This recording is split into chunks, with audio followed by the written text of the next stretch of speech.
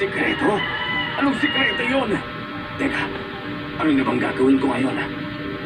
Paano ako makakatakas? Sa halimaw na to. Lagot na. Paborito ko to mga kalalabs. Hanggang ngayon. Simula bata hanggang ngayon. Nang makita kong higanting si Yupi na lumiit at nagmiskulang isang surot na pagkatapos, bigla na lang bumulagta. Bigla akong nahibang at naisip kong may posibilidad na pwede ako maging isang hari. Kaya hindi ako umalis. Nalulung ako sa pagkahibang ko. Pakiramdam ko makapangyarihan ko sa lahat. Pakiramdam ko buhay ako. Oo, tama. Isa akong hakal. Malaking hibang. Sabay-sabay nangyari mga bagay-bagay. Grabe, hindi natin makakalimutan itong mga kalalabs eh.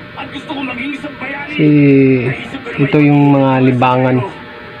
Pag wala kang gagawin sa bahay, nood ka ng mga Cartoon Networks. At hinanap ko sana siya para magkasama kaming dalawa ng magigante. Buisit! Kasalanan ng pusit na yun! Ginulo niya lang ang mga plano diskarte ko! Pati emosyon ko pinaglaruan niya! Nililang niya lang talaga ako! Hunter hit hunters. Umano sa kanyang kasalukuyan. Isang salita lang. Ang ulan! At huli! Nasa gitna siya ng kagustuhang mabuhay at di maiiwasang kamatayan. Isang salita. Ang mensahe. Para sa akin. Isang salita lang. Ang sinabi ni Bu Filipino. Isang salita. Ang sikreto ni Bu. Isang salita lang. Sumba ko. Isang salita. Hindi ako mamamatay agad, hindi pa ako matay. Ang utak niya, ngayon lang nag-isip ng ganito katindi. Kaya naman ang naging resulta, nagawa Tay ka ngayon. na di niya magagawa sa Tridor to mga kalalabs si Tridor.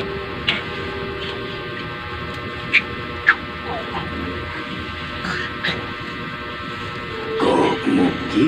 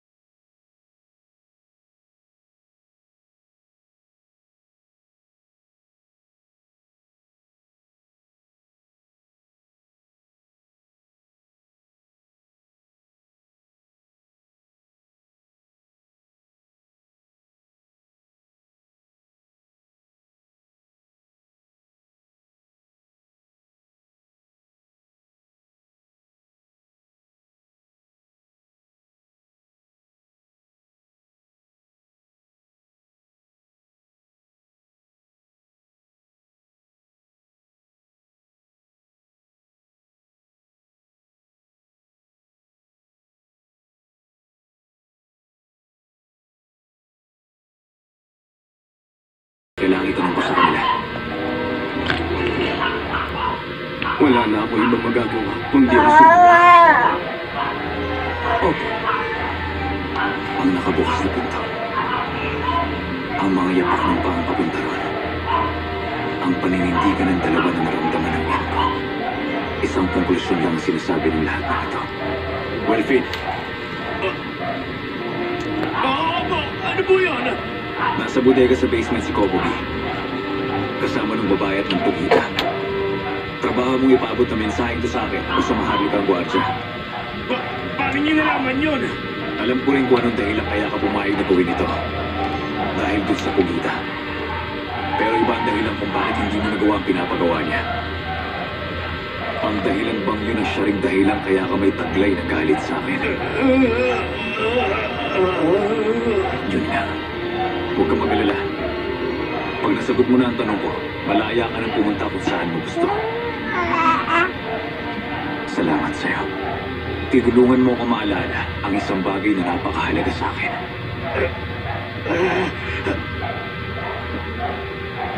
Ang sabi po nila, maghihintay sila sa inyo sa bodega ni Bizef.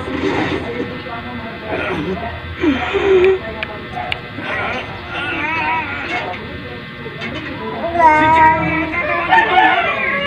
Kayo! Lahat kayo! Mga kaaway! Kaaway namin! Patay ka. Patay ka. Traitor eh. Sa pag-alis mo rito, sana mahanap mo siya. At kung sakaling posible, sana maging tao ka ulit.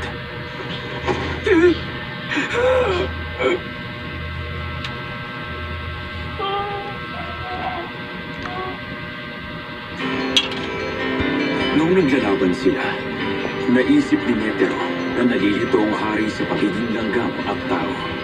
Pero, sa ngayon,